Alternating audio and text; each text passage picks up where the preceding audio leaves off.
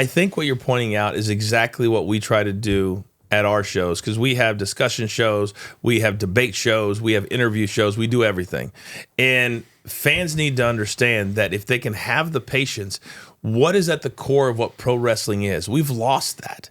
It's storytelling. Yes. I sat down with Vince Russo, and whether you like Vince Russo or you don't, you cannot dispute the fact that some of the best storytelling in the history of pro wrestling, he wrote. Yeah. He had to, and this blew my mind, when Austin did that famous Austin 316, said, I just whipped your ass. Vince was so caught up in the moment of what was going on producing the show, he didn't even really realize what Austin had done. Russo had to go and tell him, hey, we're going to run with this. Run with what? He didn't even know what he was talking about. And Vince had Vince McMahon's ear and had to convince him that reality-based storylines, and when he said this on my show, I said, you're exactly right. Reality-based storylines have to be reality-based.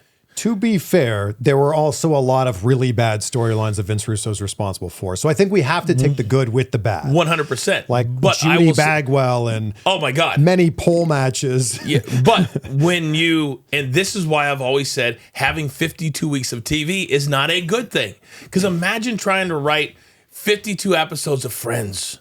You're going to have probably 20 or 30 that are pretty bad. Yeah. You have 22.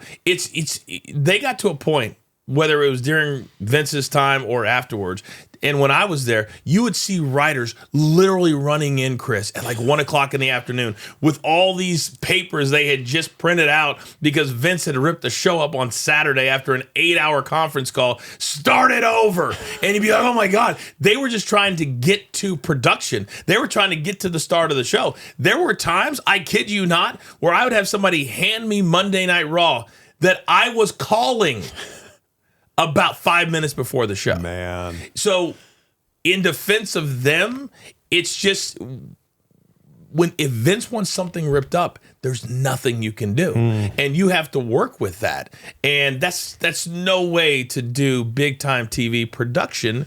But when you have 52 weeks a year, there's no time to breathe. There's no week to take off. There's no time for us to forget. Yeah. We don't see Roman Reigns for 4 months.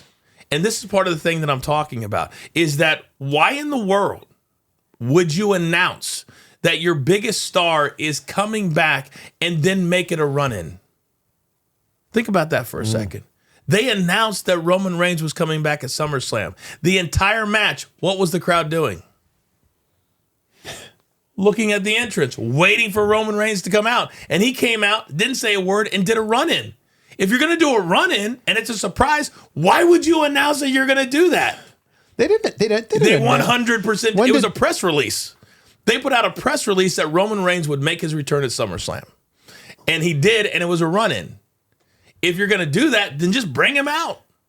But he came out, he hit Solo, and that was the thing. Yeah. And so, to me, that was a direct result of, we've got to do something. And we got to make sure that people watch. And that's now that TKO is involved. Because TKO, let's be honest, they made a huge misappropriation of funds. I don't care what anybody says. When you paid $4 billion for a company that somebody spent $2 million on in 2001, $4 billion. They could have got that company for $2 million. You're talking about the UFC. Correct, 2.5. Yeah. So they bought the WWE because the WWE is a cash cow. So they want to make sure they get every last dime out of all the production. That's why they did it. So to make sure that people tune in, they can then roll that over. And again, they can do what they want to do. But when you're trying to make up for a $4 billion buy, you're going to do everything you can to get every last dollar. UFC's probably doing okay right now. That TKO stock just keeps climbing. It's very high right now. Because of WWE.